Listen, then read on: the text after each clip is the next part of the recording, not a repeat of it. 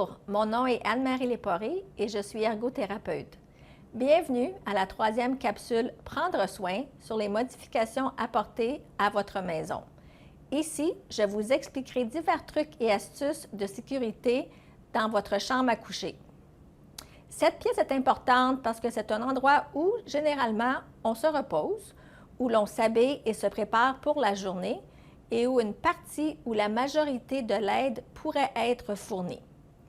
Dans la plupart des cas, la largeur de la porte n'est pas un obstacle pour accéder à la chambre à coucher, même lors de l'utilisation d'une aide à la mobilité.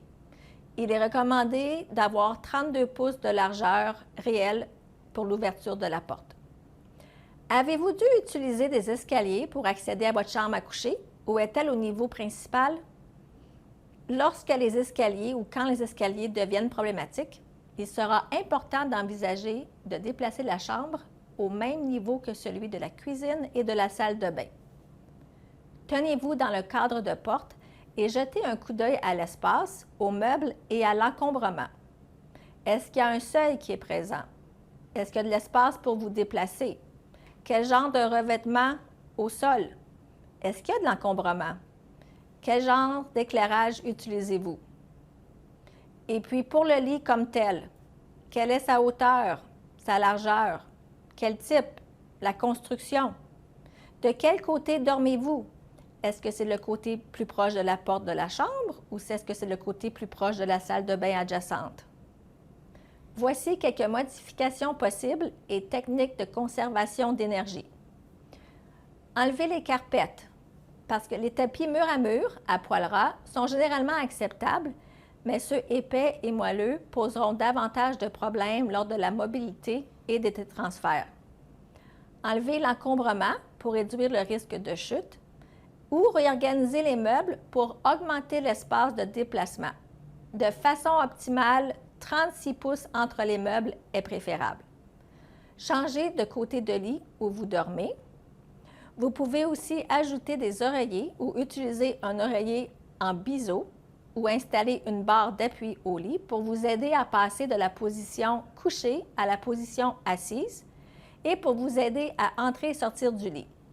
Une ceinture de transfert ou un disque de transfert ou même une pôle allant du sol au plafond peuvent être utiles lorsque vous avez besoin d'une assistance physique pour vous lever du lit et vous asseoir sur une chaise. Prévoyez ce que vous allez porter et préparez tous les vêtements avant de vous habiller afin d'éviter les étapes inutiles et les dépenses d'énergie. Essayez-vous autant que possible, lors de l'habillage, soit au lit ou sur une chaise avec appuie-bras.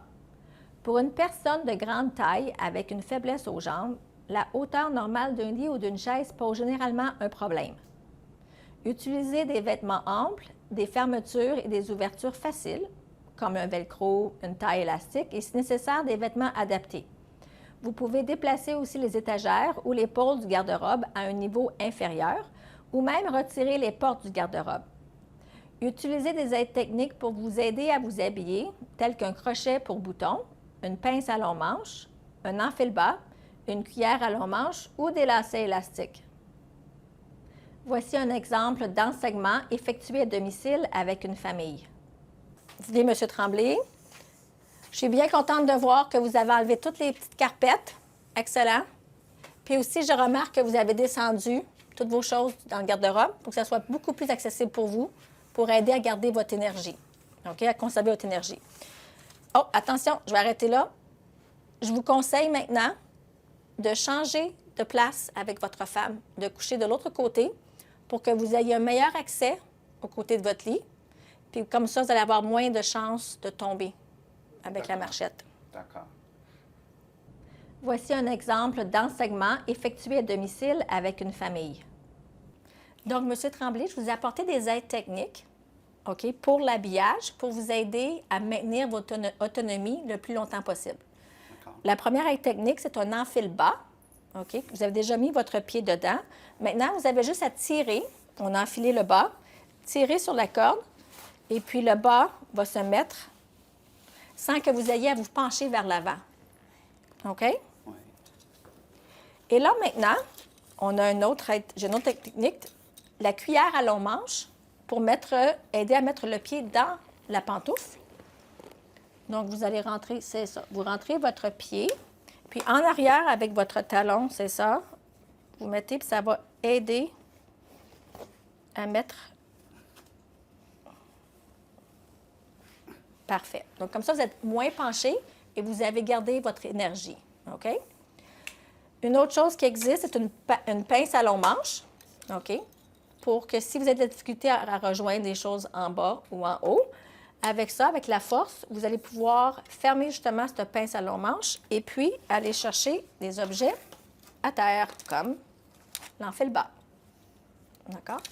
Et finalement, nous avons ici la tablette, qui est une aide à l'environnement pour adapter le contrôle de l'environnement, où vous pouvez contrôler non seulement la température de la pièce, mais aussi la télévision, le volume et les lumières. Donc, si vous pesez sur le bouton ici, vous allez voir que les lumières vont se baisser tranquillement. Regarde ça. Quand devez-vous envisager l'utilisation d'un lit électrique? Lorsque la tête de lit, le pied de lit et la hauteur totale du lit doivent être ajustables. Ces lits peuvent améliorer considérablement le confort de la personne atteinte de la SLA, par exemple pour faciliter la respiration. Il aide aussi lors des transferts quand l'assistance physique et quand un équipement est nécessaire. Il optimise la sécurité des soignants et il prévient les blessures en facilitant l'accès aux deux côtés du lit pendant les soins et les transferts. Il n'est pas rare de devoir repenser l'aménagement et le mobilier de la chambre à coucher lorsque le lit électrique doit être utilisé dans cette pièce. Les lits électriques existent en différentes largeurs, mais les plus courantes sont celles de 36 pouces et de 39 pouces, et elles sont celles qui sont généralement couvertes par une subvention. Un espace d'au moins 24 pouces de chaque côté du lit est nécessaire pour permettre à l'aidant de fournir des soins en toute sécurité. Lorsqu'un lève-personne électrique est nécessaire, sur roue ou au plafond, vous devez disposer de plus d'espace du côté du lit où les transferts seront effectués. Si tout ce qui précède n'est pas possible dans la chambre à coucher habituelle, cela pourrait impliquer de déplacer la chambre ou le lit électrique dans un autre endroit de la maison. Voici un exemple d'enseignement effectué à domicile avec une famille. Donc, je sais que ça devient de plus en plus difficile de sortir du lit. J'aimerais que vous me montriez comment vous le faites.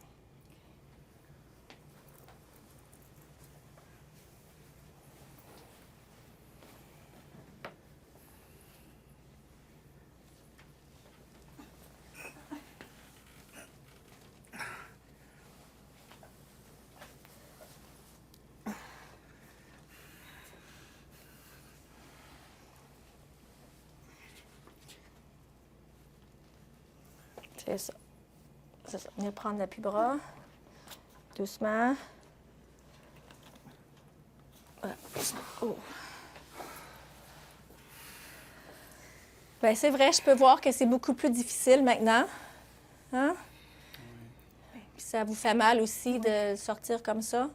Il serait peut-être temps de considérer un lit électrique, non seulement pour votre confort, on peut lever la tête, lever les pieds, mais aussi lever tout le lit au complet pour vous aider, les deux dans votre sécurité, puis aussi pour diminuer être plus confortable puis diminuer les risques de blessures. D'accord. Et voici quelques exemples de modifications d'accessibilité dans la maison.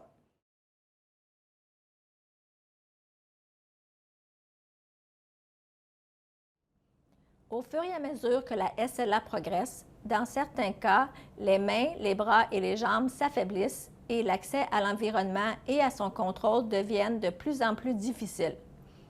Ouvrir les portes, effectuer les escaliers, ouvrir et fermer l'éclairage et l'électronique, la perte de la voix ou la diminution de la force de la parole peuvent constituer des exemples de problèmes courants que les aides techniques et les modifications peuvent aider à résoudre. Le domaine des aides à la technologie a explosé en croissance ces dernières années, alors que de plus en plus de familles adoptent les technologies Internet et Wi-Fi. Cela a permis aux personnes vivant avec la SLA et à leurs aidants de bénéficier de nombreuses options sans fil plus intéressantes, grâce à de nouvelles technologies en développement et amélioration continue. Merci beaucoup d'avoir pris le temps de regarder cette capsule « Prendre soin ». Restez des nôtres pour la prochaine capsule « Prendre soin ».